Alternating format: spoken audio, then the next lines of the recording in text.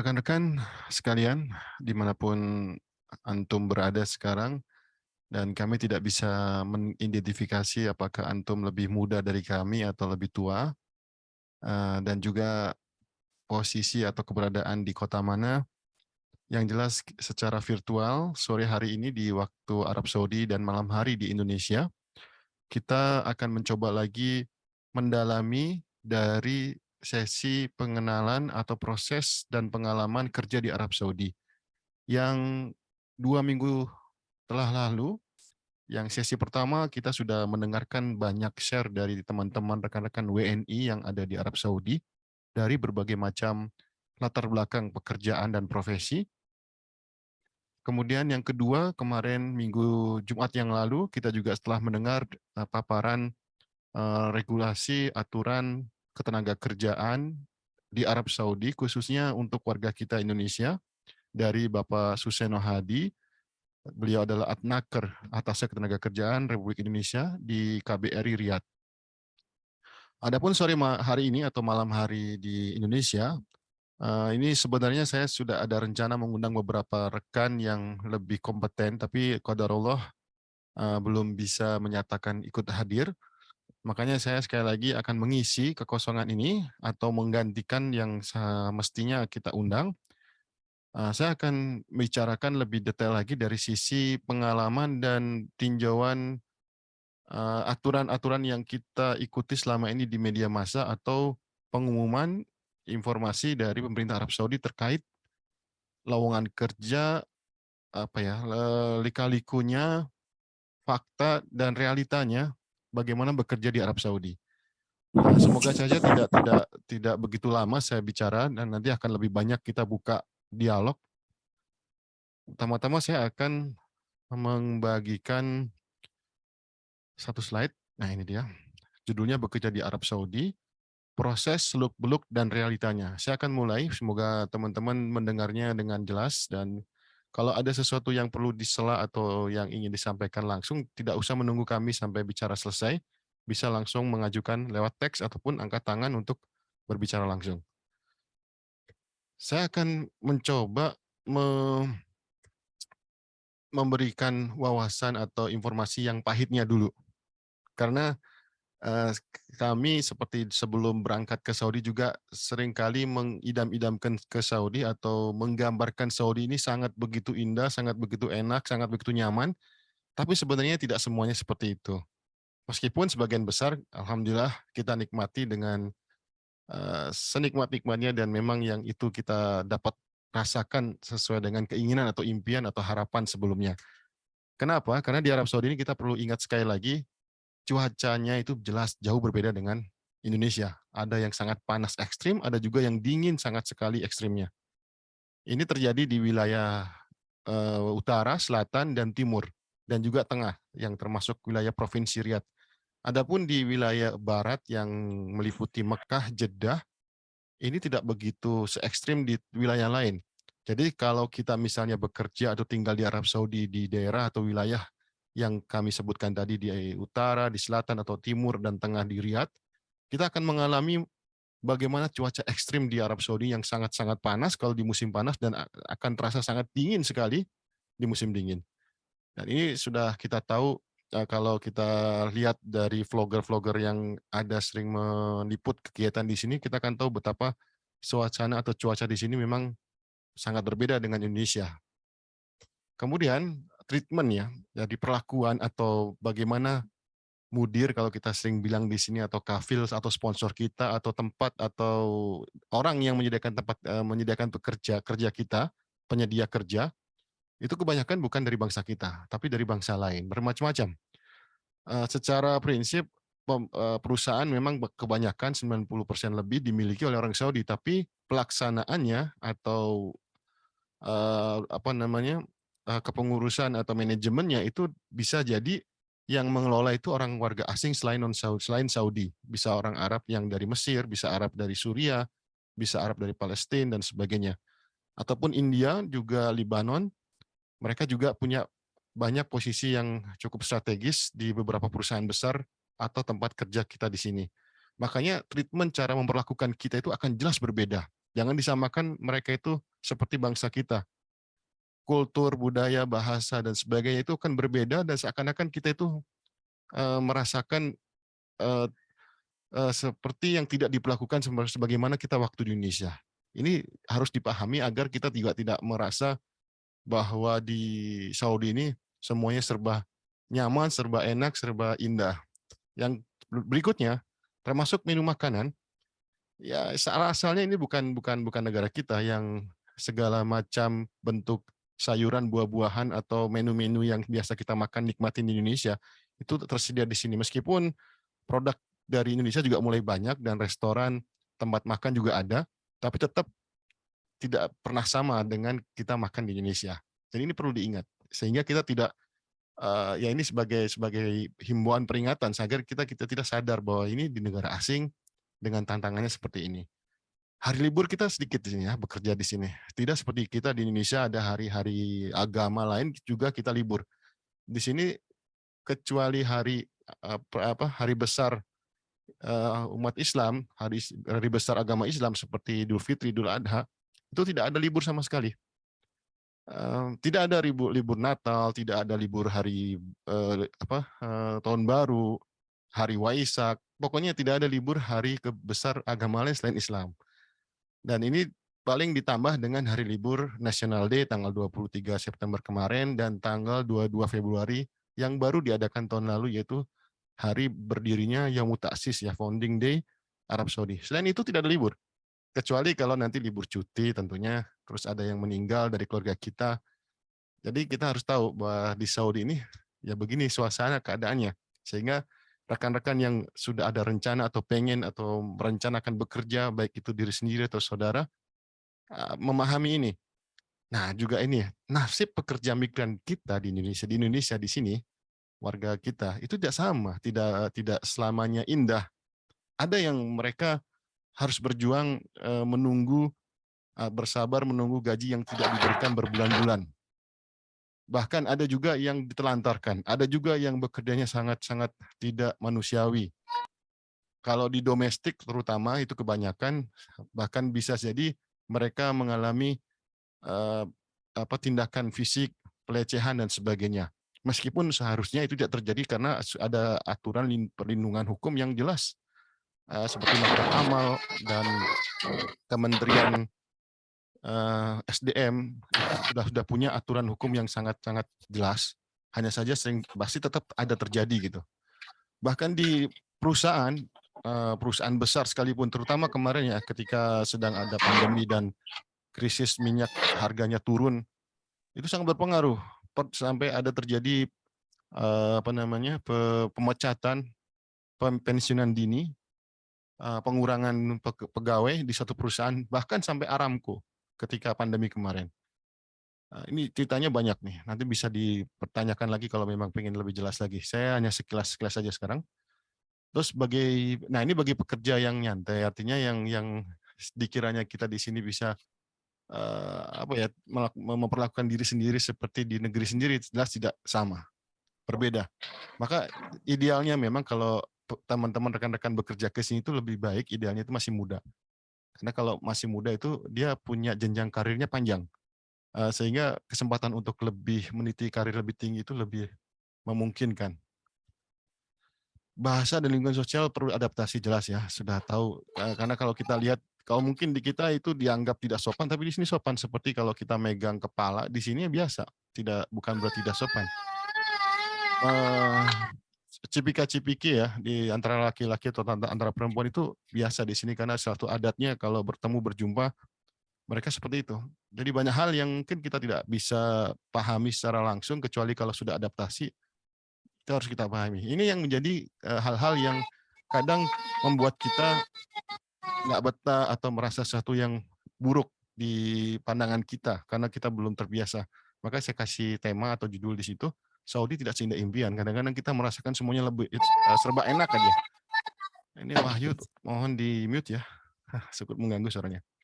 Berikutnya, nah ini Saudi tetap kita jadi impian atau benar-benar sesuai dengan apa yang kita harapkan karena beberapa hal yang pengalaman yang sering kita rasakan dari beberapa informasi juga yang kita kumpulkan. Pak Wahyu tolong dimatikan itu mic-nya. Nah, bekerja di majikan atau perusahaan yang tepat waktu membayar gaji. Nah, ini setiap gaji biasanya di awal bulan atau akhir bulan, dan mata uang real ini alhamdulillah stabil sekali. Terhadap dolar juga sudah difikskan tidak berubah, dan rupiah selama kami bekerja di sini, tinggal di sini, tidak pernah ada ceritanya rupiah menguat terus realnya turun. Nggak pernah, yang ada terus naik. Sampai hari ini pun sebagian sudah, bukan sebagian, di Google sudah 4.000. Kalau kita kirim uang sudah hampir lebih dari 3.900-an. Padahal sebelumnya waktu kami datang ke sini baru 1.000-an. Ini sudah sampai 3.900. Bahkan ini akan cenderung ada kecenderungan naik terus. Bagaimana dolar juga akan terus naik. Kalau tempat kita bekerja sini mengikuti aturan Kementerian SDM, semuanya akan sangat terjamin, tidak ada pelanggaran-pelanggaran yang bisa terjadi, semuanya bisa lebih nyaman. Dan ini kalau memang benar perusahaan itu legal dan bisa mengikuti aturan yang berlaku di sini. Dan hak-hak pekerja migran juga ditepati, diberikan gitu. Dan ini akan kita detailkan kalau nanti di pertanyaan aja.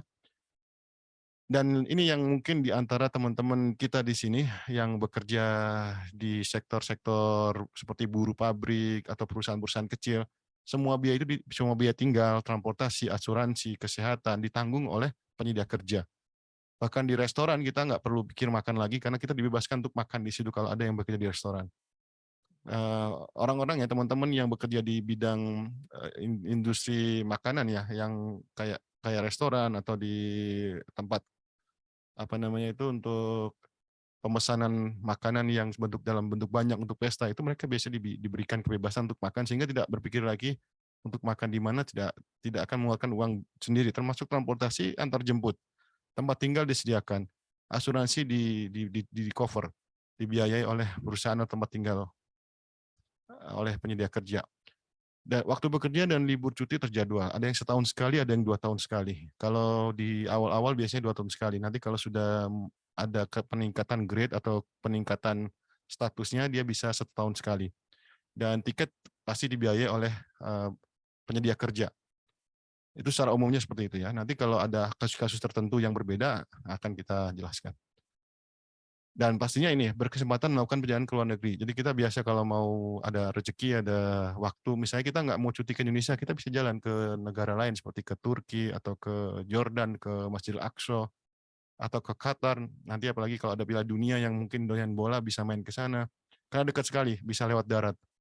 Atau ke Uni Emirat Arab, ingin ke Burj Khalifa, atau ke negara-negara yang masih sekitar Timur Tengah, bahkan ke Eropa pun memungkinkan.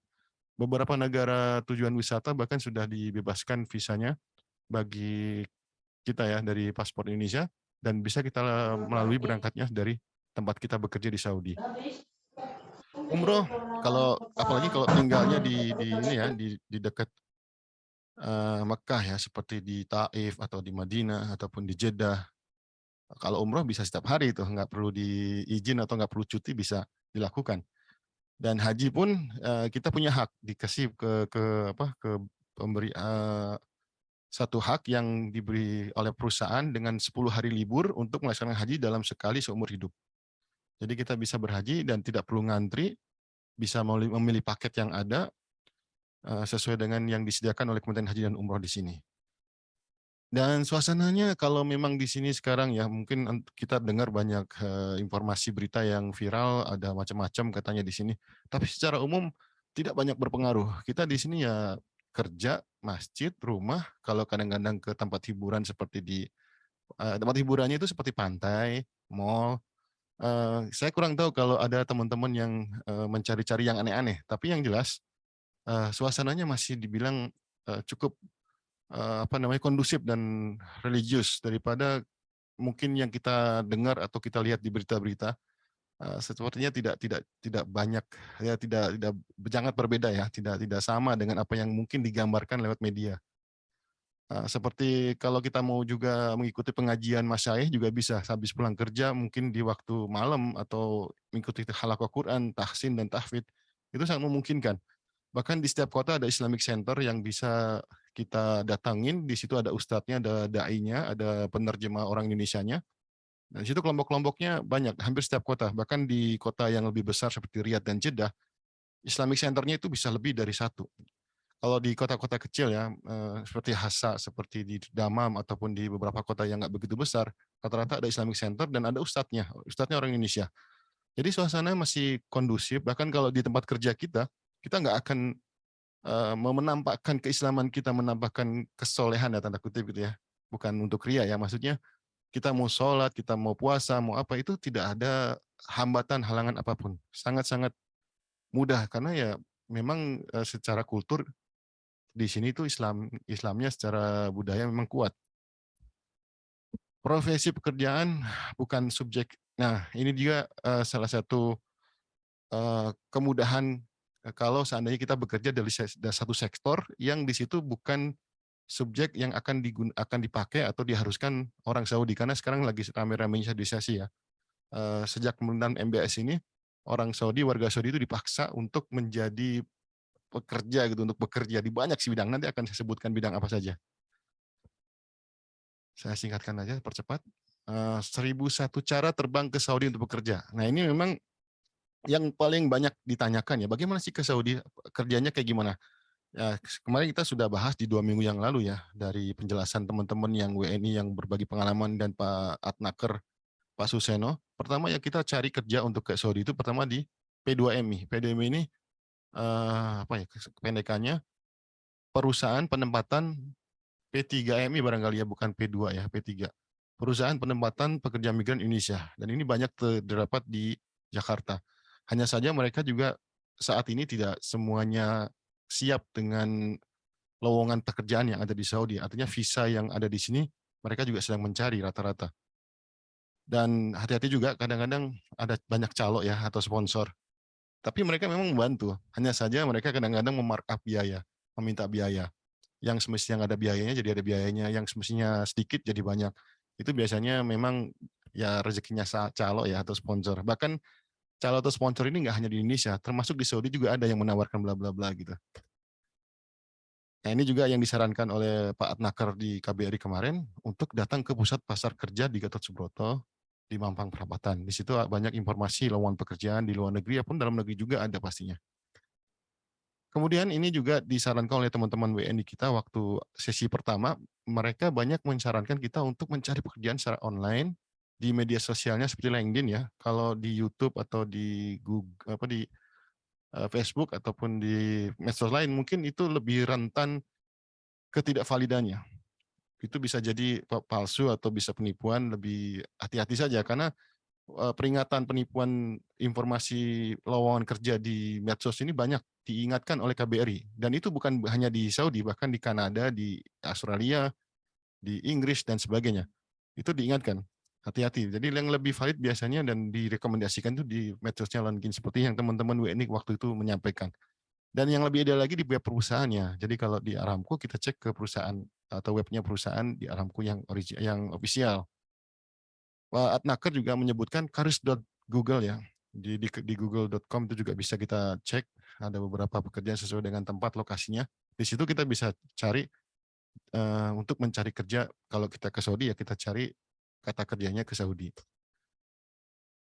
Nah, ini juga yang paling banyak yang lebih cenderung mendominasi itu adalah informasi lokatif, banyak disampaikan atau diberitahu oleh saudara atau teman yang memang sudah ada di sini. Jadinya nepotisme itu sangat tinggi. Dan saya kira ini umum ya di mana-mana ya, tidak hanya di Saudi. Saya ada cerita gitu ya. Di perusahaan ini ada 80 visa untuk Indonesia misalnya. Itu pertama kali yang visa ini tidak langsung diinformasikan secara terbuka ke umum. Tapi mereka dari para pembesar perusahaan tersebut, dari direkturnya, dari personalianya, orang-orang yang punya jabatan di perusahaan tersebut, itu mereka mengambil dulu, bukan mengambil, artinya mereka menawarkan ke saudara-saudaranya dulu, menginformasikan ke teman-temannya, ke tetangganya. Makanya tidak heran ada satu perusahaan kalau di sini datang satu bedol desa gitu, jadi satu kampung, ya pamannya, ya keponakannya, satu keluarga besar, mereka datang kerja ke sini karena memang waktu ada kesempatan informasi loker itu dibagikannya kepada kerabat-kerabatnya tersebut. Ini sebenarnya sangat penting ya, dan em, informasi dari teman-teman yang langsung bekerja di situ yang lebih terpercaya, lebih valid ya, karena mereka memang langsung dari informasi yang dari sumbernya A1. Nah, nanti pertanyaannya akan saya jawab setelah ini. Sementara saya selesaikan dulu slide-nya. Nah, saat berada di Arab Saudi, ada juga begini. Jadi ketika kita, sebagian teman kita, sudah di sini, banyak sekali informasi lowongan pekerjaan yang si penyedia kerja itu tidak mau atau tidak bisa memproses kalau pekerjanya datang dari luar Saudi. Mereka maunya yang sudah ada di Saudi, kemudian ditransfer, nagel kafalah bahasa di sininya, itu pindah majikan atau pindah sponsorship. Kalaupun ada calling visa, kembali ke yang poin di atasnya, itu rata-rata memang didominasi atau di informasi terbatas oleh teman-teman yang ya pastinya nepotisme itu. Dia menyampaikan ke saudaranya, ke teman dekatnya, tetangganya, masih terbatas itu. Dan itu banyak sekali seperti ini. Termasuk di kesehatan juga, di industri-industri besar juga begitu. Dan di grup-grup WhatsApp, nanti akan saya tunjukkan beberapa contohnya. Nah, ini alternatif terakhir nih, yang sekarang ini juga udah mulai ngetren ya. Nah, kemarin juga teman-teman di sini di WhatsApp grup di warga negara sini mulai ada juga yang beriklan katanya visa bebas. Sebenarnya visa bebas ini nggak ada ya. Itu istilah-istilah yang di luar aturan. Jadi itu istilah bahasa sendiri aja. Tapi ada yang lebih ideal yaitu dengan menggunakan visa kerja yang membeli. Jadi ada orang ya, ada kelompok, dan saya kenal juga ada beberapa orang yang menawarkan ke kami juga untuk diiklankan gitu, untuk disampaikan. Jadi ada visa kerja di sini dengan jenis pekerjaan apapun, tapi dia tetap prosedural dengan mengikuti aturan yang berlaku. Kemudian datang ke Arab Saudi, dan ketika tiba di Arab Saudi, dia akan mencari pekerjaan yang sesuai dengan kualifikasinya. Dan ini rata-rata dibutuhkan orang-orang atau teman-teman yang profesional ya, yang punya keahlian, yang bukan low skill ya. Dia yang punya skill, yang punya keahlian tertentu, dan kesempatannya besar. Karena hampir setiap hari yang kita ikuti di antaranya di grup WhatsApp di sini itu selalu ada mencari pekerja. Ada lowongan yang ditawarkan, hanya saja itu syaratnya yang sudah menetap atau tinggal di Saudi. Jadi ini ada alternatif kalau seandainya dari teman-teman atau rekan-rekan yang di sini yang serius ya pengen bekerja ke Saudi dengan segala macam alasannya, bisa saja terbang dulu ke Saudi dengan visa kerja beberapa minggu atau 1 bulan 2 bulan, mencari lowongan yang banyak beredar di sini, kemudian dia mengajukan, kemudian melamar diri untuk bekerja sesuai dengan kualifikasinya. Meskipun nanti biayanya cukup mahal untuk berangkat ya, misalnya beli itu hampir 100 juta itu untuk berangkat dengan tiketnya. Tapi kalau mendapatkan pekerjaan yang lain dengan kualifikasinya, rata-rata gajinya pun bisa segera BEP ya, big break even point, sudah bisa balik modal gitu. Paling 2-3 bulan uang yang dikeluarkan ketika berangkat itu bisa kembali. Dengan syarat pekerjaannya yang punya skill, yang profesional, yang sesuai dengan kualifikasinya atau kompetensinya. Nanti bisa ditanyakan ini. Selalu diperjelas, saya hanya menggambarkan sesuatu yang umumnya saja dulu sekarang. Nah, bagaimana suasana atau di mana saja WNI itu bekerja saat ini yang kita tahu dari ujung barat sampai timur, selatan, utara di Arab Saudi. Terutama sekarang di sektor domestik sekarang memang sudah masih dalam rangka moratorium ya, masih ditutup. Kecuali yang akan dibuka akan dimulainya sistem penempatan satu kanal atau SPSK atau one channel system. Ya ini dikhususkan kepada 6 profesi saja. Housekeeper, jadi satpam ya, security, babysitter, penjaga bayi, family cook, chef ya, tukang masak di rumah buat keluarga, elderly caretaker, pengasuh manula ya, orang tua, family driver, sopir ternyata masih kembali dibuka ya, dan child care worker, pekerja untuk menjaga pengasuh anak-anak, biasanya anak-anak cacat ini. Nah, 6 profesi ini sekarang tidak bisa sembarangan mendaftar atau melalui mana saja, tapi sudah dibuat sistem dan perusahaan-perusahaan pengiriman pun terdaftar, terregistrasi, dan diawasi oleh pemerintah, baik itu Saudi, pemerintah Indonesia, termasuk juga nanti ada badan yang mengawasi di luar dari pemerintah. Dan pekerjaan ini menurut rencana, kalau Pak Adnaker bilang rencananya mulai November tahun ini. Tidak boleh satu pekerjaan merangkap dengan pekerjaan lain. Misalnya kalau dia housekeeper, menjadi security atau satpam ya, dia tidak boleh merangkap sebagai sopir, tidak boleh merangkap sebagai tukang kebun. Nah, ini adalah salah satu solusi yang memang menjawab yang selama ini WMI kita, warga negara Indonesia yang kerja di sektor domestik, itu seringkali merangkap jabatan, merangkap pekerjaan. Ya jadi sopir, jadi tukang cuci, ya tukang kebun juga, banyak itu ceritanya.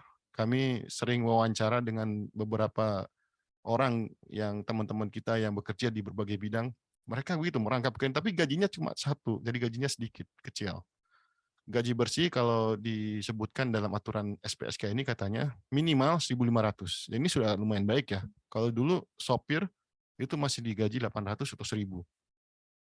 Ini di luar uang makan ya. Nanti kalau ada uang makan ada lagi, dan tempat tinggal tapi tadi udah kami jelaskan bahwa fasilitas semuanya itu ditanggung. Ini uang bersih 1.500. Makanya sebagian rekan-rekan di sini kenapa bertahan dan betah? Karena uang gaji itu benar-benar bersih, tidak dipotong apapun. Sehingga dia bisa saving lebih banyak, bisa mengirim uang ke Indonesia buat keluarganya, sementara kehidupan di sini sudah ditanggung oleh majikan atau sponsor atau pihak yang memberikan pekerjaan. Ini dari sektor domestik ya. Kemudian di sektor apa, saya nggak tahu menyebutnya ini domestik atau bukan, tapi ini semi domestik dan semi profesional lah. Karena ini di pertengahan seperti di restoran, di kafe sebagai barista, sebenarnya itu sudah profesional ya karena sudah punya keahlian. Toko dan juga salon dan semisalnya, ada toko bunga, ada toko merangkai hadiah. Itu banyak juga teman-teman kita bekerja di situ warga Indonesia. Di restoran juga sebagai pelayan atau sebagai bahkan sebagian ada yang chef, kalau chef biasanya sampai ke hotel bintang 5 pun ada. Kemudian jadi pengantar saja, jadi sopirnya ya, sopir restoran. Dan rekrutmennya ini biasanya dari pihak yang mempunyai lowongan di sini melakukan yang pertama, dia biasanya ke perusahaan itu P3MI itu, perusahaan penempatan pekerja migran Indonesia. Itu disampaikan visanya, kita punya visa tolong carikan pekerja. Berarti tadi kami sampaikan harus mendatangi P3MI ini. Apakah ada visa bekerja di sini? Nah, itu dia catatannya, biasanya ada calo yang suka mencari, bahkan bukan lagi kita datangi, tapi kita yang dicari, bahkan sampai ke daerah. Kalau mungkin sebagian tahu ya, ada beberapa orang yang jadi sponsor calo itu sampai ke kampung-kampung, nyari orang kita untuk bekerja di Saudi. Kalau perempuan biasanya malah diiming-imingi supaya berangkat, dikasih uang fit namanya, dikasih uang bayaran gitu, uang muka, yang sempat kemarin disinggung oleh Pak Atnaker ya. Atau juga yang pengalaman lainnya, ada yang mengalami di seorang barista, 3 orang atau 2 orang barista di Riyadh. Dia seperti kata teman-teman WNI waktu kemarin menyampaikan pengalamannya, dia berani tanda kutip ya, menjual diri, artinya dia menawarkan dirinya dengan keahliannya untuk disebarluaskan di media sosial. Dia cerita, dia di akun Instagram-nya menunjukkan keahliannya sebagai peracik kopi, sebagai barista. Dia ada videonya, ada gambarnya. Terus ternyata penyedia kerja di sini sedang mencari seorang barista orang Indonesia, dan ketemulah atau tersambunglah dengan medsosnya dia, akunnya dia. Dihubunginya dia lewat medsos. Jadi tidak ada salahnya kalau kita punya keahlian, kita punya kemampuan dalam satu bidang tertentu, kita pamerkan saja, kita tunjukkan, dan usahakan dibuka jaringan pertemanannya ya, networknya, supaya bisa kebaca atau terlihat oleh penyedia kerja di sini. Dan itu banyak yang terjadi. Kemudian juga, nah ini juga ya, daftar, nah tadi saya sebutkan ya, daftar ke P3MI. Nah, P3MI ini kan penyedia ya, perusahaan penyedia yang selalu dievaluasi. Ada monitoring dari Kemenaker. Data tahun 2021 Oktober, sekitar 329 P3MI surat izinnya masih berlaku, dan 400 lebih itu dicabut. Jadi tidak semua perusahaan penempatan tenaga kerja Indonesia ke luar negeri itu mereka sehat, nggak semuanya. Ada beberapa yang memang dievaluasi dan dicabut. Dan ini juga perlu ya, banyak kasus, beberapa, nggak banyak juga sih yang saya dapat itu ya, karena fenomenal gitu ya. Mereka, teman-teman kita yang berangkat ke Saudi, kebanyakan kurang paham PK dan dokumen yang diperlukan. Karena dia didatangi oleh sponsor, mungkin dari saudaranya atau orang tokoh masyarakat yang ada di kampungnya, bahkan disuruh bayar untuk berangkat itu. Dan ini memang terjadi.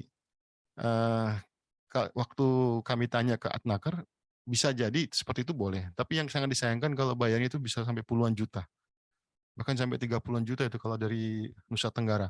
Tapi sayangnya mereka ini tidak tahu, tidak paham isi dari, PK atau perjanjian kerja, sehingga ketika berangkat ke sini, waktu di Indonesia diiming-imingi dengan gaji sekian sekian sekian, dikasih tahu fasilitasnya begini, bahkan pekerjaannya pun disampaikan akan bekerja ini, ternyata sampai di Saudi tidak sesuai.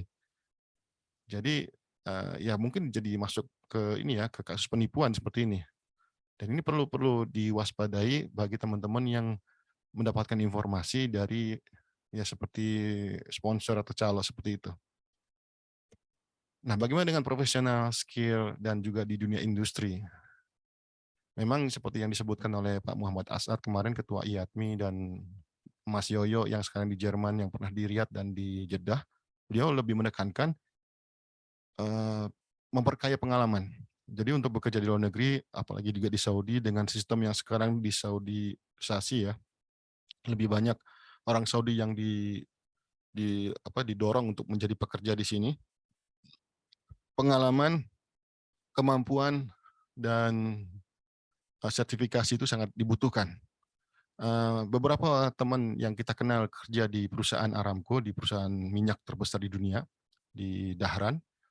Mereka bukan berangkat dari Indonesia untuk bekerja di perusahaan besar minyak itu, tapi mereka sudah bekerja di perusahaan-perusahaan kecil di luar negeri juga, seperti di Irak, kemudian ada juga di Kuwait, atau perusahaan-perusahaan yang sudah cukup, eee, untuk menimba pengalaman. Jadi ketika mereka bekerja di perusahaan-perusahaan kecil tersebut, mereka mengajukan lamaran, mengajukan permohonan untuk menjadi pekerja di Saudi, di Aramco, kemudian diinterview lewat online dan diterima, karena dianggap mampu dan dia punya pengalaman, sertifikasinya juga jelas.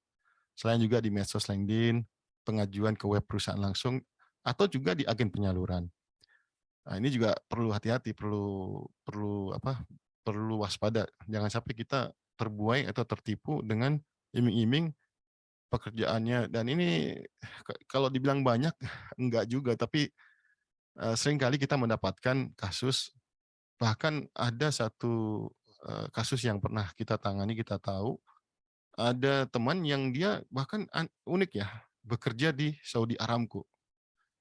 Tapi begitu datang ke sini bukannya di bidang sebagai engineer atau insinyur, tapi malah jadi tukang bersih-bersih. Jadi sangat disayangkan kitanya yang kurang jeli ketika kita berangkat tidak tahu apa yang ditandatangani, apa yang kita sepakati ketika berangkat ke sini. Ini jangan sampai ya di teman-temannya ini makanya salah satu tujuan dari diadakan ini, selain menginformasikan yang tadi kita sudah sampaikan, juga untuk menginformasi, memberikan nasihat, mewaspadai hal-hal yang kayak begini. Saya teruskan? Nah ini ya, ini salah satu WhatsApp group yang hampir setiap hari menawarkan atau memberi informasi lowongan kerja di Saudi. Hanya saja sekali lagi saya beritahu seperti yang tadi saya sampaikan,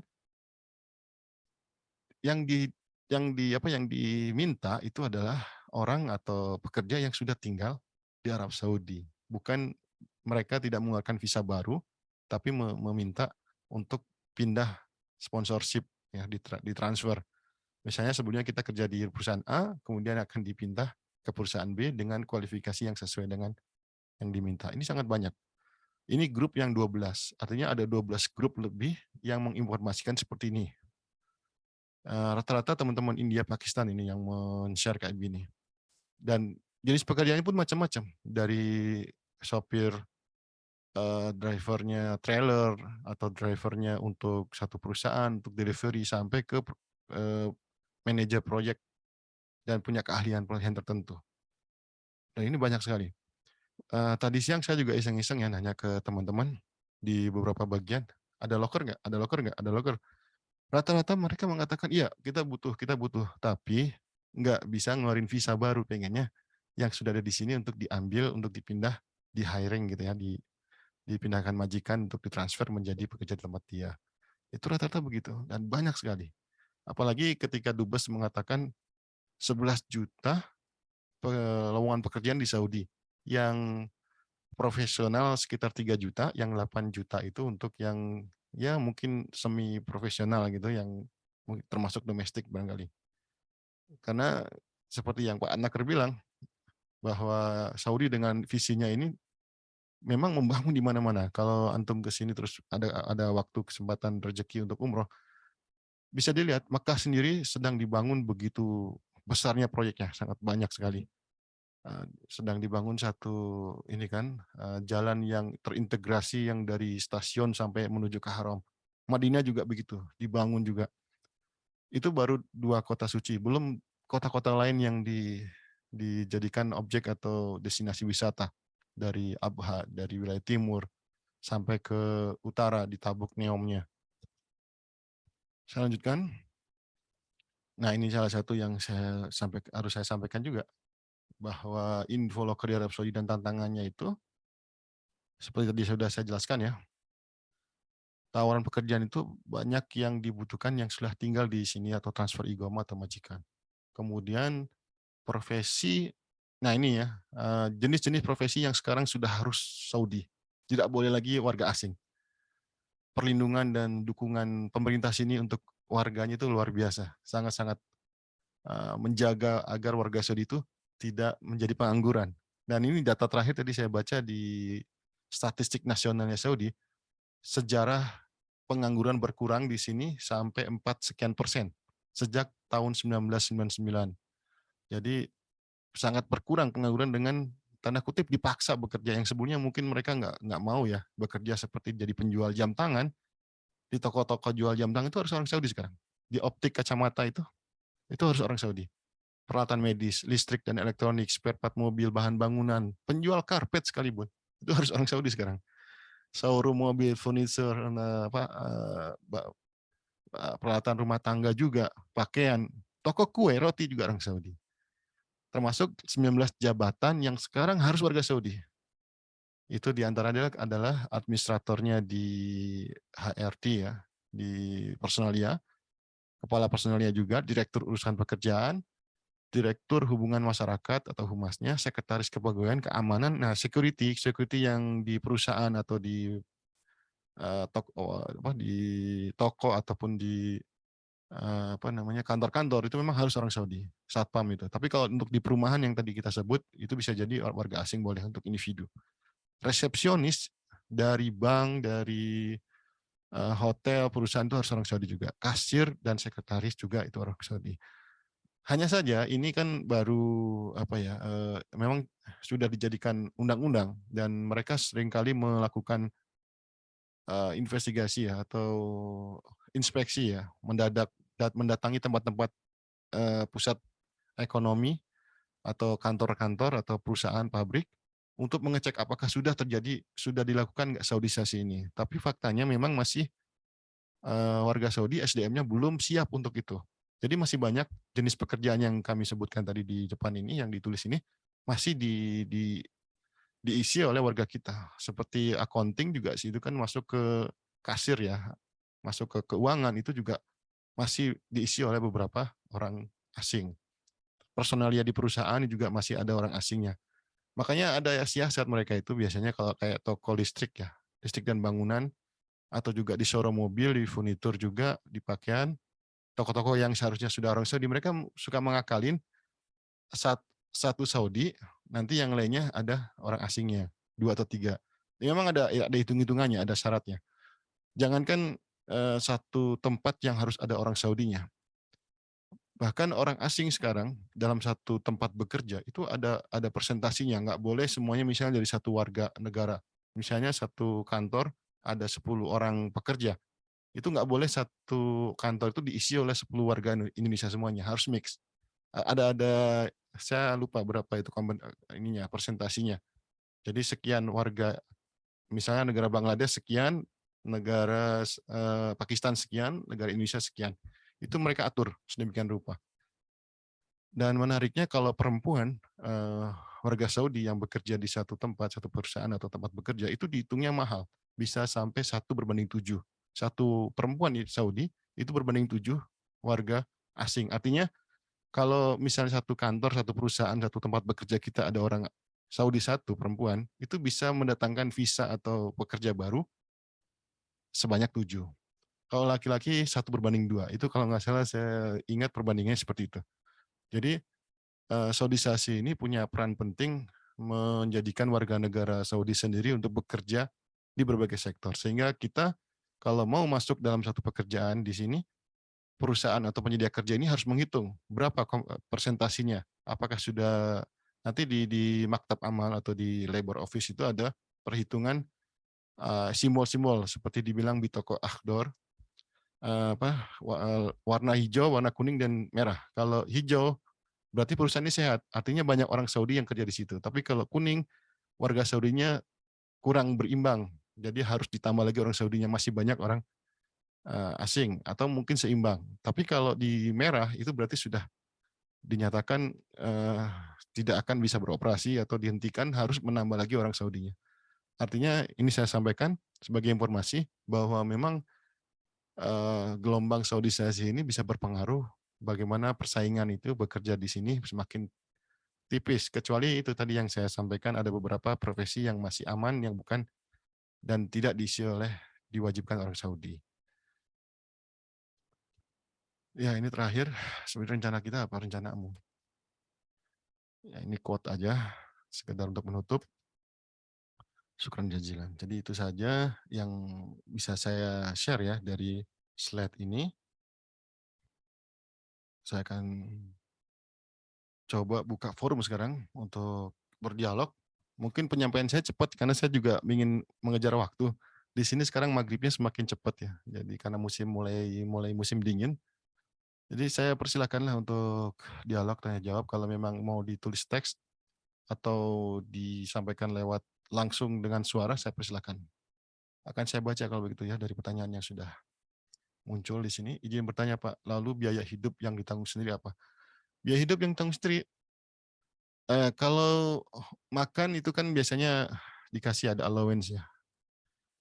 Ada yang 300 per 2 minggu atau setengah bulan, jadi totalnya sekitar 600 real, itu di perusahaan tuh biasanya seperti itu. Ada yang di rumahan atau domestik biasanya 200 real satu bulan, lebih sedikit lagi. Yang untuk ditanggung sendiri hampir nggak, makanya saya bilang tadi, uang gaji itu hampir bersih, aman. Kemarin saya sempat ngobrol di podcast sama seorang karyawan buruh pabrik, dia 10 tahun di sini. Jadi sejak awal dia datang, dia baru bisa nikah mengumpulkan uang untuk berkeluarga setelah 7 tahun. Nah, terus ke tahun 10-nya istrinya sudah dibawa ke sini sekarang. Diajak untuk sementara masih visit family. Tapi artinya safety-nya itu untuk menjaga uang nabung itu cukup banyak. Makanya dia bandingkan dengan teman-teman sesama buruh pabrik di Indonesia dengan sini. Kalau di Indonesia banyak sekali katanya pengeluaran. Dari bensin lah, dari pokoknya banyak lah. Mungkin saya kurang tahu pengalaman di sana. Tapi yang jelas informasinya kalau di sini pasti lebih irit. Paling malah bisa beli HP ya untuk hal-hal yang tertier malahan bisa dibelanjakan. Barangkali itu. Jadi untuk yang ditanggung sendiri kalau jajan ya misalnya kita mau ke restoran yang enak, mau nyobain ini atau kita mau main ke wisata kemana, tapi juga itu hanya butuh transportasi karena banyak kan wisata di sini juga gratis ya, tidak dipungut biaya, nggak ada peron, nggak ada karcis. Itu barangkali ya. Jadi biaya yang tanggung sendiri ya untuk kebutuhan sendiri. Rata-rata untuk yang makan, tempat tinggal, transportasi itu sudah ditanggung oleh perusahaan. Bahkan mobil pun ada yang dibawa pulang dan bisa kita gunakan selain untuk kerja. Itu sebagian perusahaan ada seperti itu. Di perumahan juga begitu. Kalau majikannya baik, si sopir rumah itu dikasih kebebasan untuk menggunakan mobilnya. Yang penting ketika dipanggil, ketika ada keperluan majikannya, dia harus standby dan siap mengantar kemana-mana untuk keperluan majikannya. Biaya hidup di Riyadh, Pak, dengan gaji 2.000. Gaji 2.000 sebulan ya. Sebentar saya mau izin minum. 2.000 udah lumayan ya. Bisa ya kebutuhannya apa dulu? Apa ngontrak rumah sendiri atau ditanggung? Ada sebagian yang ngontrak rumahnya sendiri. bisa cari yang Rp600 yang sebulan sudah semuanya disediakan dari AC, dari listrik, dari air, itu sudah include Rp600 tuh, atau 700 lah sekarang. Tinggal dihitung aja. Tapi ya rata-rata kalau kita bekerja di tempat pekerjaan yang umumnya ya, bukan berarti ada kasus-kasus tertentu, semuanya kita ditanggung. Dari tempat tinggal kita, transportasi kita, eee, asuransi kesehatan kita, itu semuanya dibiayain oleh tempat kita bekerja. Kalau ada yang lain dari situ ya memang ada kasus-kasus tertentu ya, yang berbeda. Kalau bawa keluarga boleh nggak? Saya alhamdulillah dipanggil ustaz ya, mudah-mudahan ini doa. Maksudnya istri dan oh ya bisa, sangat bisa. Apalagi setelah pandemi ini, profesi apapun kita sudah bisa mengundang keluarga kita. Dulu masih tidak boleh ya, harus tertentu, profesi-profesi tertentu yang boleh membawa keluarganya datang untuk berkunjung ke Saudi. Tapi sekarang sampai T-boy aja, cleaning service, tukang sapu-sapu jalan, itu bisa mengundang, keluarganya untuk visit family. Biasanya ada yang multiple sampai 1 tahun atau yang single 3 bulan per 3 bulan diperpanjang. Saya pribadi dulu waktu awal datang ke sini saya mengundang istri saya dengan family visit, 3 bulan atau dulu pernah ibu saya juga ke sini, saya undang. Eee, kalau istri bisa ini ya, bisa ditinggal bisa diundang untuk menetap seperti kita, tinggal permanen di sini, dibuatkan kartu izin tinggal. Seperti anak juga boleh. Tapi kalau untuk selain istri dan anak, seperti keluarga ke atas bapak ibu kita, ke bawah anak atau ke samping dari sekarang ada yang menarik juga, ada beberapa orang juga mengundang, seperti keluarga dari istri misalnya, atau yang kerabat agak jauh. Itu tidak bisa dipastikan bisa disetujui kadang-kadang, tapi bisa ada yang berhasil masuk, seperti adiknya istri, adik ipar, itu bisa juga diundang, dan harus dengan alasan dan semuanya dibuat secara online, dan itu memungkinkan sekarang. Di tempat kami bekerja sekarang teman-teman Bangladesh yang secara profesi itu cukup, ini ya, cukup bawah gitu ya, mereka sudah tinggal sama istrinya di sini dengan visit family itu. Murah ya Rp35, cuma proses di negaranya kayak di Indonesia, kita di sini sebenarnya proses pemerintah Rp35, tapi ketika di Indonesia karena kita melalui agen ya, itu maksimal bisa sampai 10 jutaan. Apa kontrak kerja dari Riyadh Chamber valid? Pakai V ya, valid. Kontrak kerja dari Riyadh Chamber, eee, saya kurang paham ya maksudnya. Kalau kalau Ghurfah Tijariyah bahasa Arabnya ya, kamar dagang Saudi itu biasanya memvalidasi seperti kalau visa itu harus divalidasi oleh mereka untuk visa kerja.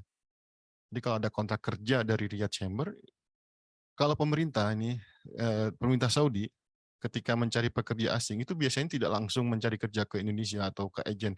Jadi mereka melakukan, eee, kerjasama dengan agen yang di sini. Kalau di kita mungkin disebutnya sebagai agen outsourcing ya. Jadi ada perusahaan manpower di sini yang mensuplai tenaga kerja untuk di kantor-kantor pemerintahan. Tapi sifatnya outsourcing, kecuali kalau dia, mungkin punya keahlian. Seperti kita tahu ada profesor kita yang dari Padang itu, bahkan jangan itu, saya kurang kenal beliau. Kalau yang saya kenal tuh ustadz siapa, saya lupa namanya, dia pernah jadi penasehatnya, Badan Moneter Saudi, 2 tahun di Riyadh. Beliau orang Indonesia. Sekarang yang jadi penasehat, Saudi Food and Drug Authority, SFDA yang kayak di Indonesia BPOM-nya, Badan Pengelolaan atau halal sertifikasi halal di Indonesia, di sininya di SFDA namanya, itu salah satunya orang kita, orang Indonesia, yang pernah mendapat penghargaan King Abdul Aziz Award beberapa tahun yang lalu. Saya lupa namanya, orang Padang. Nah itu mereka bekerja. Ada juga teman kita yang bekerja sebagai staf di satu perguruan tinggi.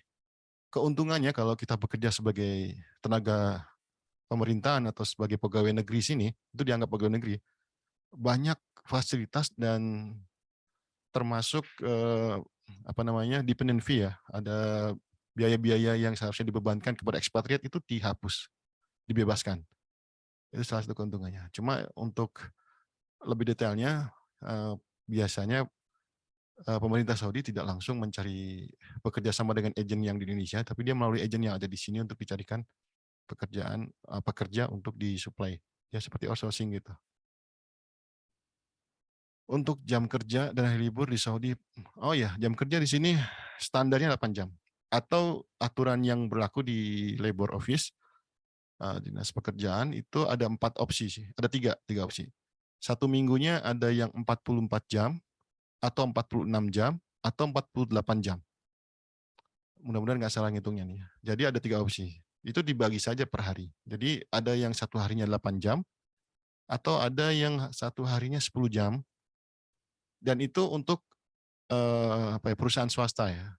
Dan kalau kita, jadi ini perlu dipahami juga, ada jenis pekerjaan yang formal seperti di perusahaan, di kantor, ada juga informal yang domestik tadi. Tapi alhamdulillah dengan adanya perubahan aturan dan reformasi hukum di Saudi terkait tenaga kerja, sekarang sudah dipertegas bahwa yang pekerjaan yang jam kerja yang diatur itu adalah 8 jam. 8 jam bekerja sehari. Meskipun ada yang lebih atau diatur, misalnya kalau yang lebih itu biasanya istirahatnya ada jam yang lebih, tapi rata-rata 8 jam. Di luar jam itu, di luar jam 8 jam itu termasuk ke overtime atau dapat uang lembur.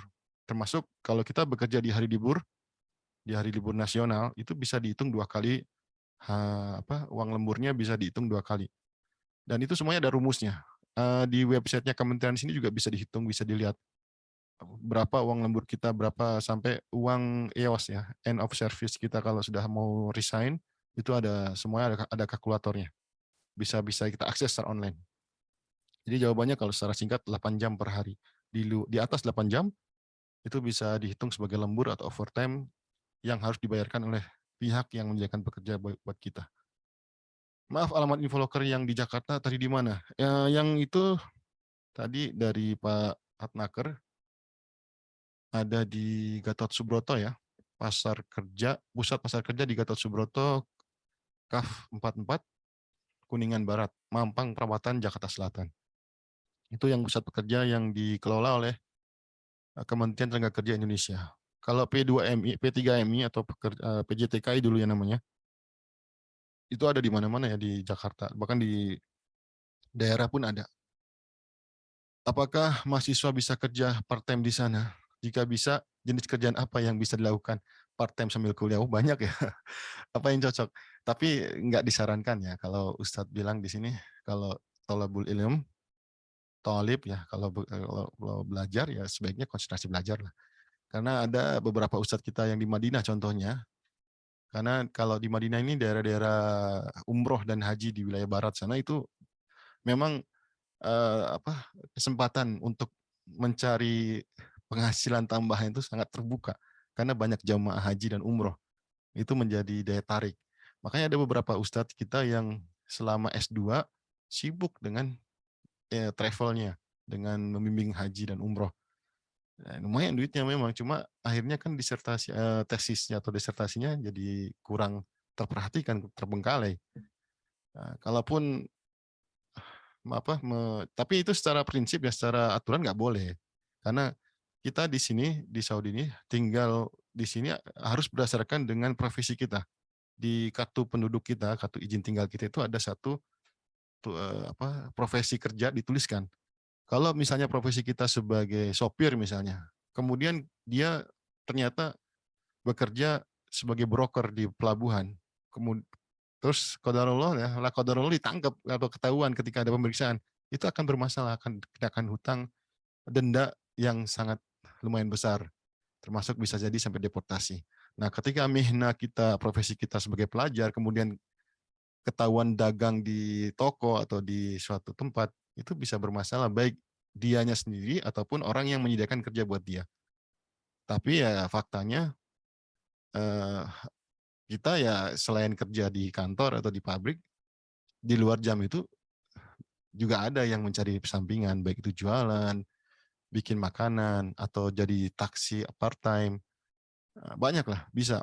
Dan mahasiswa di UIM di Madinah, termasuk ada juga yang di Abha, menyediakan seperti badal umroh itu kan lumayan tuh. Jadi badal umroh, badal haji itu juga mereka ada ya profit marginnya ada lah. Jadi mereka juga bekerja.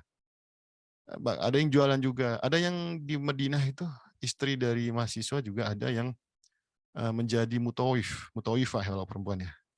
Jadi dia yang tukang nganter jamaah umroh ke ke Raudhah, tempat surga, taman surga ya, yang di antara mimbar Nabi dan kamar Nabi SAW.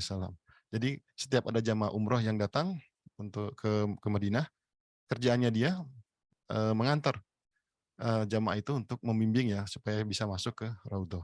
Dan itu lumayan fee-nya katanya 100 real per berangkat gitu, per nganter. Kalau ada 3 jamaah sehari sudah 300. Sekarang 100 real kalau dikalikan 3.900 atau 4.000 rupiah sudah 700.000, itu lumayan hampir sejuta ya, dalam satu nganter. Itu perempuan juga bisa kayak gitu sebagai istri di sini. Ya terus terang istri saya juga termasuk bikin-bikin catering. Jadi suka ada yang minta ini karena doyan masak, itu bisa melakukan. Makanya ini off the record ya. Kalau bisa jangan disampaikan keluar mana-mana. Bahkan orang mau bela-belain ke sini dengan visa ziarah itu yang diundang oleh warga Saudi, visa ziarah saksia pribadi ya. Kemudian dia bekerja nekat, padahal itu melanggar hukum. Tapi kalau seandainya dia waktu masa berlakunya on time tidak melanggar, kemudian pulang ke Indonesia, itu sebenarnya nggak ada masalah. Cuma masalahnya kebanyakan mungkin keenakan kerja, akhirnya masa tinggal izinnya sudah habis diteruskan sampai bertahun-tahun sehingga dia melanggar izin tinggal di sini. Dan itu bekerja lumayan tuh. Ya secara umum kalau saya boleh bilang di Saudi ini kesempatan untuk mencari atau ladang mencari uang itu besar banyak gitu. Sepengalaman ya, mungkin teman-teman yang tinggal di sini bisa berbeda, tapi kalau pengalaman saya itu sangat-sangat banyak terbuka. Apa saja bisa jadi uang gitu. Istilahnya lah kayak gitu, kalau boleh saya sebutkan. Kemudian ini apa lagi? Apakah mahasiswa bisa kerja? Oke, jika bisa jenis kerjaan tadi sudah saya sebutkan. Lulusan S2 peternakan. Adakah teman yang bisa merekomendasikan saya untuk perusahaan? Ya ini ke peternakan ya. Ya sebenarnya lebih lebih ke ini ya, network ya, jaringan kita kenal siapa, bisa dihubungkan sama siapa. Ya semoga nanti di WhatsApp grup yang kita kelola ya, aktif saja di situ, tetap bertahan. Saya akan coba, kami ya dari tim teman-teman di sini akan mencoba membagi informasi yang terkait itu. Ya seperti tadi saya tanya, rata-rata teman-teman yang di bagian-bagian yang dari QC, dari bagian warehouse-nya, dari bagian accounting pun rata-rata mereka menjawabnya, iya kita ada butuh nih, cuma nggak bisa ngeluarin visa, tapi maunya pengennya yang ada di sini supaya dipindah majikan gitu, pindah kerja. Misalnya dia kerja di A, sudah ada di sini, dengan tawaran yang lebih menarik dan sesuai dengan kualifikasinya, dengan sertifikasinya, dia bisa bergabung di perusahaan atau tempat-tempat kerja yang lebih menjanjikan. Maksimal umur untuk bekerja di sana berapa ya? 50 atau 60 tahun ya. 60 tahun itu sudah harus pensiun. Dan kalau berangkat lebih tua, misalnya usianya lebih di atas 50, itu ada asuransi yang lebih harus dibayarkan, harus dipersiapkan. Memang itu perusahaan yang ini ya, tempat penyedia kerja yang mengcover atau menanggungnya. Ya idealnya sih jangan lebih dari 40 lah kalau ingin lebih panjang lama dan bisa berkarir lebih lebih lebih baik di sini. Itu saya bilang tadi cocoknya memang masih muda datang ke sini. Tapi kalaupun sudah berumur, semoga dia punya keahlian dan dia sesuai dengan eh, keahlian dia bekerja di sini, dan itu cukup cukup ada sih, ada banyak. Saya juga ada gambaran ya, seperti ini orang sudah pensiun di Indonesia, udah sekitar hampir 60, tapi dia ditawarin, ya itu karena network ya, perkenalan atau informasi di WhatsApp grup atau di mana, mau nggak sambil pensiun kerja di sini? Nah, coba dibayangin gitu. Ada yang begitu. Nah, dia pensiun ini saya udah waktunya selesai gitu kerja ya. Terus ditawarin kerja mau nggak? Tapi sistemnya kontrak per 2 tahun. Jadi berangkatlah ke sini dengan sistem kontrak 2 tahun. Ketika 2 tahun habis, performanya bagus, dia bagus dari sisi manajemen dianggap mempunyai pengaruh positif, diteruskan.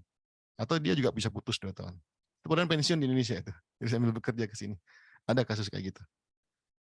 Apakah perlu persiapan khusus untuk bahasa? Enggak sih. Sekarang bahasa di sini kan kita bahasa gaul ya. Jadi bahasa gaul tuh kalau ngomong yang penting dipahami itu sudah, pakai isyarat pun mungkin. Makanya kita bisa belajar kayak teman-teman India atau Pakistan atau orang-orang asing yang dari Asia Selatan. Mereka tanpa tahu satu kata pun, alhamdulillah bisa survive di sini, bisa hidup gitu.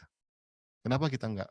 Padahal kita lebih dekat ke Arab, bahasa Arab kita lebih akrab. Mereka kan secara tulisan pun Inggris nggak ada, Arab juga jauh.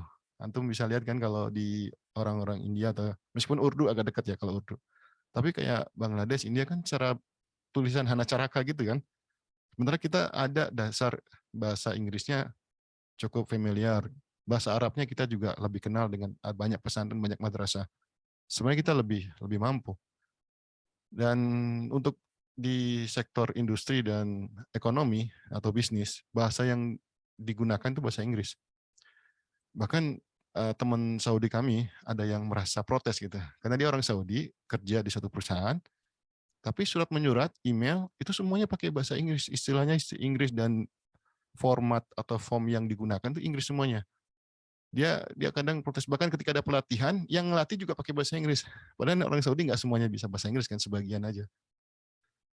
Jadi Inggris yang digunakan untuk apa? Untuk dunia kerja dan bisnis. Bahasa Arab digunakan untuk pergaulan saja. Tinggal di Riyadh harus fasih bahasa enggak, ini ya sudah saya sampaikan ya. Bahasanya bahasa gaul aja sih, campur aduk. Bahkan karena banyaknya orang yang berbahasa Urdu, beberapa istilah itu sudah digunakan dipakai umum, digunakan di sini. Itu yang asalnya bahasa bukan bahasa Arab. Sebagian bahasa kita mungkin sudah mulai dikenal sama orang Saudi. Maka sering dijadikan guyonan. Jadi nggak masalah bahasa, itu masalah yang sekian lah. Nggak usah ditakutkan. Kita bisa pakai bahasa isyarat dan sedikit-sedikit dengan bahasa Inggris, bahasa Arab. Yang penting paham, dan banyak kasus kok. Bahkan karena nggak bisa itu banyak dibebaskan dari jerat hukuman.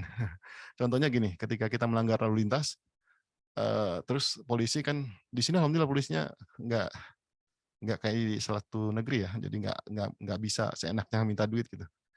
Eh, apa ditilang, kita bilang kita nggak bisa ngomong gitu ya, terus bilang kita baru bla bla bla gitu, seakan-akan kita lugu gitu ya, tanpa dosa, nggak bisa ngomong, polisinya akan iba dan sudah peringatan aja gitu, teruskan gitu. Jadi nggak ditilang, nggak diapa-apain. Itu kadang ada sisi positifnya ketika kita nggak bisa ngomong. Orang bilang, oh anak jadi gitu, saya baru. Itu kadang-kadang malah dikasih kelonggaran toleransi yang tinggi kayak gitu. Tapi ya jangan ya, kita harus mampu lah dalam bahasa supaya kita lebih maju lagi. Kalau ke Roda apa benar pakai aplikasinya? Sekarang Roda masih ya. Sekarang diganti ya, bukan Etamarna, tapi menggunakan aplikasi Nusuk. Bisa di-download. Dan ada di Indonesia itu beritanya, bahwa untuk ke Roda itu masih menggunakan. Kalau untuk ke umroh itu masih menggunakan, tapi sangat longgar ya. Tidak terlalu ketat seperti dulu. Masih ya. Tapi ini nggak ada hubungan dengan pekerjaan ya. Apakah pekerjaan di bidang pertanian cukup besar dan banyak peluangnya di Arab Saudi? Sebenarnya iya. Sebagian teman kita yang di Abha, yang di bagian selatan, dan Taif juga termasuk, yang banyak perkebunan, banyak menghasilkan buah-buahan, mereka juga bekerja sebagai petani. Meskipun kalau untuk kerjaan seperti ini tidak banyak dari warga kita. Paling mereka itu banyak dari warga Sudan atau Mesir atau Yaman, di sesama Arab. Tapi ada, sebagian kita ada. Di Hasa, di tempatnya perkebunan kurma terbesar, orang kita banyak. Dia menjaga kebun kurma, ya mengawinkan kurma, merawatnya, dan irigasi juga dia ngerawat ada. Mengingat kebanyakan jenis pekerjaan yang paling banyak dicari di mana, di sana, di dunia perminyakan maunya enggak, masih banyak, masih ada. Nelayan pun ada. Nelayan yang nyari ikan, itu teman-teman kita, saya ada kenal beberapa orang, dia kerjaannya malam ya, malam berangkat, pagi datang, bantu majikannya gitu cari ikan. Nelayan kayak di Indonesia sama kita. Dan menarik kita. Apakah bidang IT masih, oh iya, seperti Pak Yoyo bilang kemarin, Pak Yoyo itu pertama datang ke sini Riyadh. Di Riyadh, kemudian dia dapat tawaran pindah ke Jeddah. Hanya beberapa tahun di Jeddah, terus mungkin dia melihat tawaran yang lebih menjanjikan dari satu perusahaannya ya, karena perusahaannya di Jerman, kalau nggak salah Ericsson kalau nggak salah. Jadi dia terbang ke Jerman. Nah, ketika meninggalkan pekerjaannya di Riyadh dan di Jeddah, dia kan perlu pengganti, perlu siapa yang menggantikan posisinya. Dicarilah temannya. Maka ini penting banget ya kalau kita banyak teman dari kalangan IT atau kalangan teman-teman yang punya informasi itu sangat dibutuhkan. Makanya WhatsApp group atau informasi-informasi yang terkait dengan apa yang kita inginkan itu diperluas saja. Ya itu salah satunya di medsos LinkedIn juga itu perlu dibuat akunnya di situ. Kemudian apa lagi? Jadi ada ya sangat dibutuhkan. Tapi hanya gitu informasinya terbatas dari teman perawat pun dokter-dokter ya. Sini saya juga kadang-kadang iri ya. Artinya tanda-tanda iri positif ya. Kenapa di tenaga kesehatan tuh Filipina, India itu mendominasi? Ya itu karena di situ mereka ada beberapa orang yang punya apa jabatan yang bagus, kemudian informasi loker-loker itu banyak beredar di mereka. Selain juga memang kompetensi ya pastinya. Tapi kita alhamdulillah kalau tenaga kerja kesehatan kan sudah mulai banyak nih eh, apa namanya rekrutmen dari kita dan bahkan sudah ada kesepakatan-kesepakatan kan. Tapi di bidang lain kita masih banyak yang tembus. Contohnya Pakistan juga orang teman-teman saudara-saudara kita juga dari Pakistan mereka nepotismenya kuat banget gitu. Ketika ada loker ya beredarnya di mereka juga. Kita kurang kurang ini ya.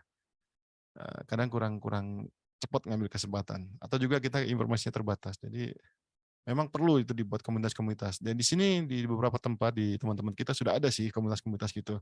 Jadi kalau ada informasi di satu pekerjaannya ada loker itu langsung di-share di grup komunitas kita. Nah, ini nanti akan saya manfaatkan, saya akan forward setiap informasi yang beredar di grup-grup masyarakat di sini akan saya forward ke grup kita.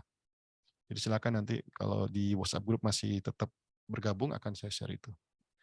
Ada yang angkat tangan siapa ya ini ya? Ada mau apa ini? Silakan. Indah Hayati. Atau mau pakai suara atau teks angkat tangannya? Atau saya teruskan ya, saya baca lagi pertanyaannya lagi. Perusahaan migas di Saudi apakah ada selain Saudi? Oh ya ada. Eh, saya tapi kurang begitu tahu ya. Tapi kebanyakan sih bukan perusahaan yang dia sebagai supportnya aja, subkontraknya Saudi. Seperti Halliburton, Schlumberger, apalagi banyak tetangga saya di sini juga ada salah satunya dia di Halliburton. Sebelum ke Saudi dia kerja di Irak. Jadi ada. Eh, Petromin juga, tapi mereka tidak seperti kayak saya kurang paham ya, saya belum tahu. Tapi yang jelas perusahaan-perusahaan minyak asing dari Amerika, dari Jerman, dari seluruh dunia ada di sini. Afwan, rekaman Zoom ini bisa dilihat di mana Anda telat. Oh, enggak, belum ya, kita enggak siaran langsung ya. Nanti mungkin saya rekam, nanti akan saya repost lagi di YouTube. Nanti akan saya share linknya. Untuk bidang arsitektur seperti perusahaan konstruksi banyak lowongan untuk pelamar luar Saudi. Di salah satu universitas di sini ada yang terkenal sebagai universitas yang banyak mencetak arsitek.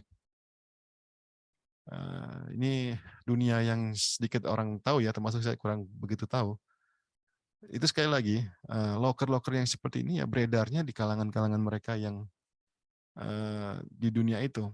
Nah, salah satunya yang tadi saya share ada grup yang setiap waktu rutin men-share informasi itu. Nanti mau setelah Zoom ini saya akan forwardkan informasi-informasi tersebut ke grup WhatsApp. Tinggal dicek aja apa itu sesuai dengan kompetensi kita, sesuai dengan kualifikasi kita atau enggak. Nah, nanti kan di situ ada kontaknya juga. Kalau mau menghubungi langsung silakan atau nanti dengan kita bantu sebisanya sesuai dengan apa yang dia inginkan, apa yang dia syaratkan. Misalnya dia butuh yang sudah tinggal di sini misalnya, yang sudah berigoma, yang punya kartu izin tinggal. Nah, kita bisa bantu bagaimana untuk datang ke sini dulu, untuk tinggal di sini beberapa waktu, kemudian nanti masuk ke perusahaan tersebut untuk bekerja di tempat yang sudah tadi mengiklankan lowongan kerja tadi. Di Bank Saudi ada. Di sini kan ada cabangnya kan, cabang BNI, BCA di Jeddah kayaknya ya. Mandiri, BRI. Yang aktif itu yang kita tahu sekarang ini 3 ya, BNI, Mandiri, dan BRI. Ya, mereka lebih ke ini ya, ke layanan transfer, pengiriman uang. Saya kenal di beberapa di antaranya. Itu setiap kota besar di Jeddah sama Riyadh, mereka ditempatkan sebagai presentatifnya. Dan dulu juga pernah ada sih yang saya tahu tapi kebanyakan bukan di banknya sendiri, tapi di bagian pengiriman uangnya gitu, untuk transfer jasa pengiriman uang, bukan di banknya. Jadi si bank ini punya produk seperti Arroji, dia punya produk tahwil. Nah, teman kita kerjanya di tahwilnya itu. Di bank SNB misalnya, dia punya produk untuk transfer uang namanya QuickPay. Nah, teman kita kerjanya di QuickPay itu untuk membantu memfasilitasi warga asing, terutama Indonesia, untuk transfer uang. Ada setiap kota besar ada perwakilannya dari Indonesia. Boleh cerita kebiasaan di Indonesia yang dianggap hal biasa, tapi di sana sebaiknya dihindari. Apa ya? Banyak ya. Eh, Ya itu seperti megang kepala di sini boleh-boleh aja, nggak masalah, nggak. Kalau di kita kan agak sedikit kurang ajar barangkali ya. Terus ini kalau tabrakan ya, tabrakan mobil ya. Ini tapi di luar dari konteks tema kita, sekedar untuk intermezzo aja ya.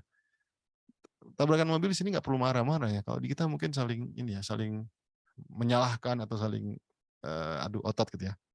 Sini alhamdulillah saya selama beberapa kali mengalami kecelakaan tabrakan, mau ditabrak ataupun nyenggol gitu, ya kita ini aja damai-damai aja. Nanti akan diselesaikan oleh asuransi, datang menilai mana yang salah, dipoto, masukin ke sistem, sudah selesai, pulang ke rumah masing-masing.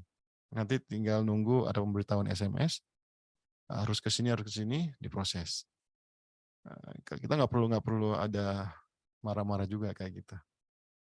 Ya apa ya, terus kebiasaan apa lagi? Banyak sih ya. Mungkin ini seperti kita nggak akan melihat di sini kayak di Indonesia seperti gitar-gitaran di tempat umum, nggak ngerokok juga, nggak sebebas, nggak se kalau kita kan biasanya kita ngelihat warung-warung kopi ya, itu nggak seperti di sini. Sini nggak, sedikit sekali kita lihat. Kalaupun jarang banget lah orang sembarangan ngerokok, seorang sembarangan main-main sesuatu, seperti kalau anak-anak muda kita kan kalau ngumpul gitar-gitaran, ngerokok. Jarang saya ngelihat sendiri kalau teman-teman anak-anak muda di sini itu seperti itu. Jadi kulturnya berbeda. Saya mau tanya, kalau kita mau ekspor barang ke Saudi, bisa nggak contoh misalnya kayu manis jalurnya? Untuk urusan apa perdagangan, kita punya wakil konsulat di Jeddah. Kan salah satu tujuan konsulat dibuka itu karena di situ adalah pusat perdagangan. Nah, di Jeddah ada KJRI, di KJRI itu ada namanya pusat eh, promosi produk Indonesia. Nanti saya akan share linknya di grup. Itu saya juga kenal salah satu ketuanya. Dia yang setiap waktu mempromosikan produk-produk kita. Itu yang formal dan bisa untuk bisnis besar-besaran ya. Dan itu setiap waktu mereka mengadakan promo. Kemarin baru seminggu yang lalu mereka kerjasama dengan salah satu supermarket terbesar di Jeddah mengadakan promo produk-produk kita. Atau kadang ada kerjasama semua negara ASEAN, Thailand, Filipina, Indonesia, Malaysia. Mereka mengadakan satu event mengenalkan produk-produk kita. Nah itu biasanya akan mencari juga eh, pemain-pemain baru ya, penjual-penjual baru dari Indonesia. Juga ada business matching kan, kemarin baru diadakan di Jakarta kan, Jumat lalu diresmikan. Nanti katanya Atnaker juga akan mengadakan di bulan ini kalau nggak salah, mudah-mudahan kalau ada nanti informasinya akan kita share. Jadi banyak sih sebenarnya jalannya. Atau alternatif lain, sekarang yang ini saya informasikan juga, mungkin tahu lah ada sebagian teman-teman kita yang di umroh, jamaah umroh itu mereka lah transporternya ya, pembawa barang-barang dagangan Indonesia ke sini. yang sekarang banyak di toko-toko Indonesia, itu banyak yang dibawa oleh mereka, termasuk pramugari. Jadi tas mereka kosong dari Indonesia, itu bawa produk-produk kita. Dari kopi, dari obat obat kuat juga sampai obat kuat, eee, apa, minuman-minuman kayak penyegar, alat-alat kecantikan, bahkan produk-produk kosmetik yang semestinya itu harus pakai izin ke sini itu masuk lewat jamaah umroh kita. Mungkin banyak yang tahu ya, di sini juga menjadi salah satu vendor ya tanda kutip ya. Jadi salah satu supplier yang bisa mengisi rak-rak toko-toko Indonesia. Kalau nggak ada mereka mungkin warung toko kita di sini sedikit barang yang karena masih terbatas produk-produk kita di sini, masih kalah dengan Thailand atau dari Filipina dan barang kita cukup mahal. Jadi bisa ya nanti nanti saya share di grup alamatnya di Facebooknya apa, bisa menghubungi ke siapa. Atau kalau mau pakai cara nitip ke jamaah umroh, silakan kerjasama dengan travel yang ada di Indonesia. Dan terus berangkat loh setiap 1 bulan sekali kalau ada 2 pemberangkatan, 1 orang yang 10 kilo, dihitung aja. Ada jamaah 30, 1 orang 10 kilo, sudah 300 kilo terkirim ke sini. Dan tentunya dengan biaya-biaya yang harus disepakati antara travel umroh itu. Atau biasanya ustadz pembimbingnya yang akan ngatur. Pekerjaan apa yang banyak dikuasai orang Indonesia? Untuk sekarang ya kita harus terus apa ya, harus mengakui sektornya domestik yang bukan profesional. Seperti sebagai apa, asisten, bahasanya dilembutkan ya, asisten rumah tangga ya, atau TKW, pembantu rumah tangga. Itu masih banyak. Meskipun itu sudah ditutup dan dihentikan. Cuma mereka kan apa ya, membuat hilah gitu, membuat cara-cara yang legal tapi tujuannya untuk dipekerjakan di satu bidang profesi yang semestinya sama pemerintah Indonesia sudah dilarang, sudah tidak diperbolehkan. Nah, sekarang kan yang terbanyak teman-teman ya ibu-ibu kita, saudara-saudara perempuan kita, mereka diberangkatkan dengan visa resmi formal sebagai cleaning service, amilatun nazofah ya, pekerja kebersihan atau babysitter atau sebagainya yang mengatasnamakan perusahaan seperti rumah sakit atau eh, perusahaan-perusahaan yang membutuhkan tenaga kebersihan seperti itu didatangkan, ditampung di dalam satu mes, satu asrama untuk pekerja perempuan, nanti ditawarkan kepada keluarga-keluarga yang membutuhkan ini tenaga kerja untuk asisten rumah tangga itu, pembantu itu. Nah itu yang banyak dan itu banyak juga bermasalah dari gajinya dan sebagainya. Nanti semoga nanti kalau SPSK ini dibuka, apa dijalankan, tidak terjadi lagi kesewenang-wenangan baik dari user penggunanya, dari syarikahnya yang memberangkatkan atau yang menempatkan di sini. Semoga saja kita harapkan seperti itu. Ya, grup WhatsApp-nya itu ya, yang belum belum ikut ya. Di grup WhatsApp, saya kira ini kan link yang saya share di grup WhatsApp kan, yang sama admin kan. Jadi kalau yang gabung sini pastinya harusnya sudah ada di grup WhatsApp. Berarti sudah dapat dapat ini ya, dapat link dari tempat lain berarti. Nanti tolong yang nge-share link itu yang mungkin bisa ngasih tahu WhatsApp atau nomor saya share sekarang ya nomornya. Silakan hubungi ke sini. Sebentar saya tulis.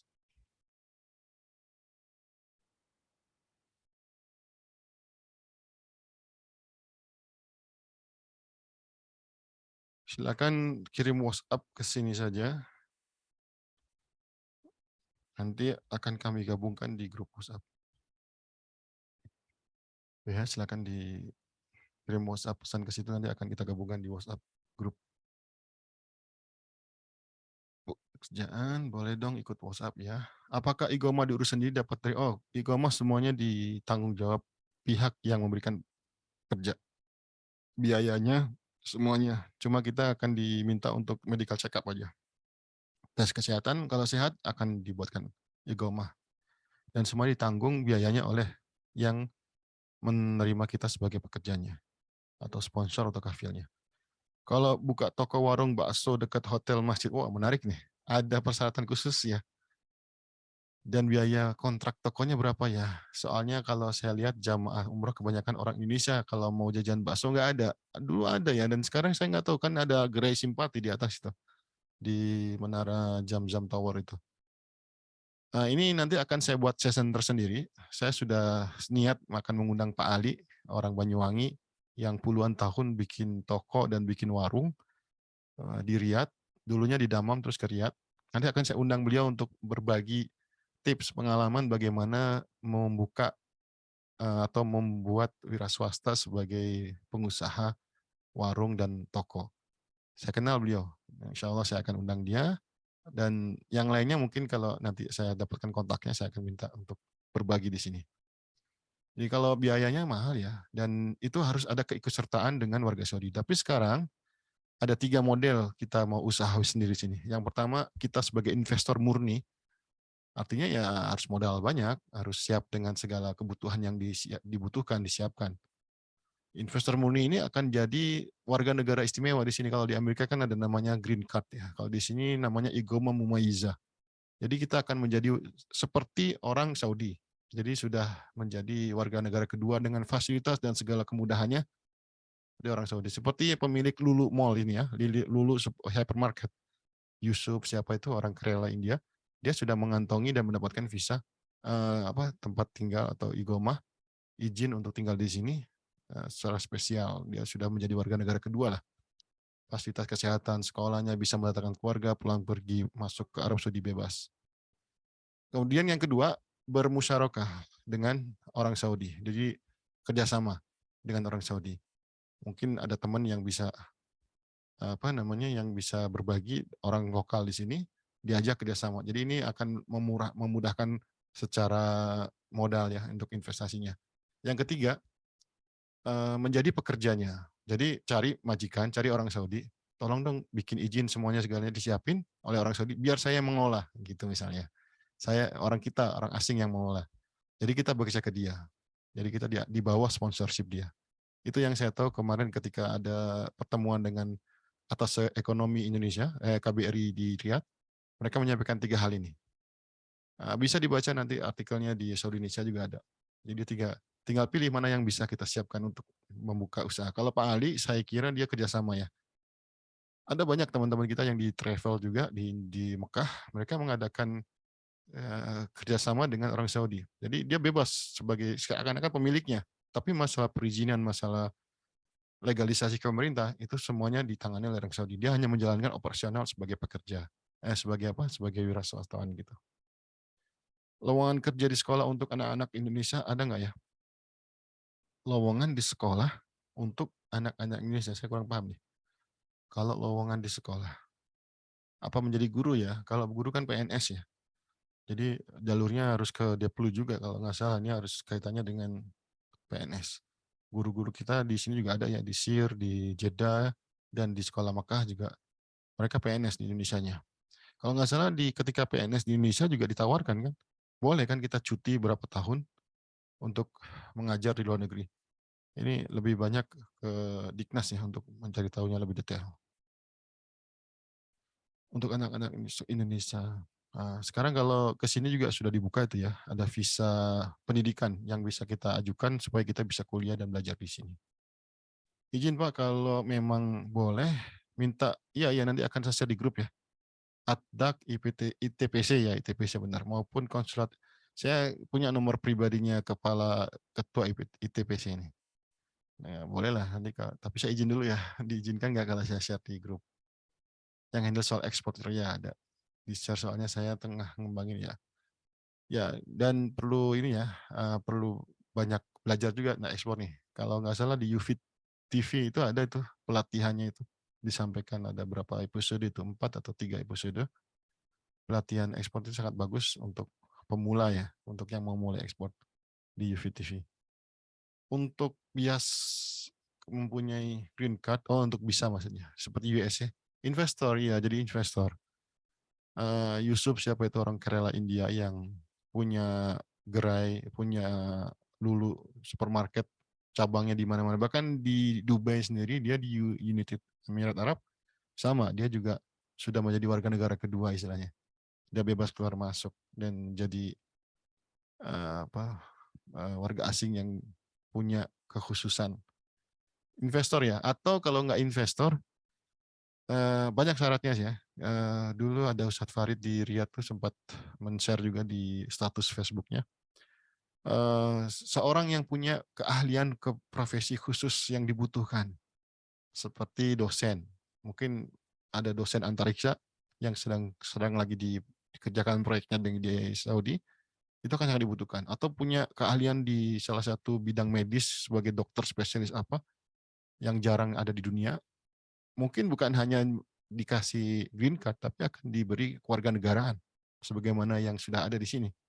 Beberapa orang yang punya keahlian khusus akan dikasih warga negara Saudi. Kita bisa mengajukan.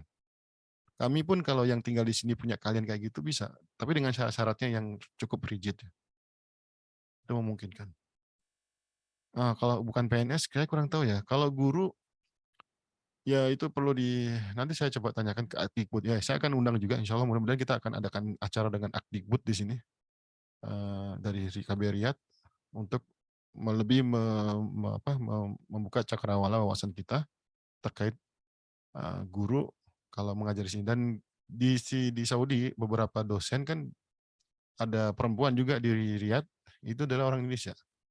Di KFU PM ada beberapa orang guru atau dosen kita, dan rata-rata memang S2 dan S3 ya, bukan, dan lulusan dari perguruan tinggi internasional di Barat. Di Jeddah ada di King Abdul Aziz University, termasuk Pak Profesor Anton yang sering menulis yang sangat inspiratif. Beliau juga mengajar saya kurang tahu di Jeddah ya, di salah satu perguruan tinggi yang ternama di Jeddah. Dan itu bisa memungkinkan. Dan ini pertanyaan terakhir, alhamdulillah jam 5.29 di tempat saya, dan ntar lagi kelihatannya akan azan maghrib. Kalau memang sudah tidak ada lagi yang kita bisa sampaikan, nah ya sudah azan ya. Jadi saya akan sudahi, terima kasih atas atensi kehadiran rekan-rekan sekalian. Nanti kita follow up di WhatsApp, dan kami persilakan kalau rekan-rekan request pengen menghadirkan siapa, pengen mendatangkan siapa, pengen membicarakan siapa, atau tema apa, silakan di request saja di grup. Nanti akan alhamdulillah kami punya banyak kenalan di beberapa perusahaan dan instansi pemerintah di sini, KBRI dan KJRI. Kami akan undang mereka, kami akan persilakan mereka untuk berbicara dan kita bisa berdiskusi dengan mereka.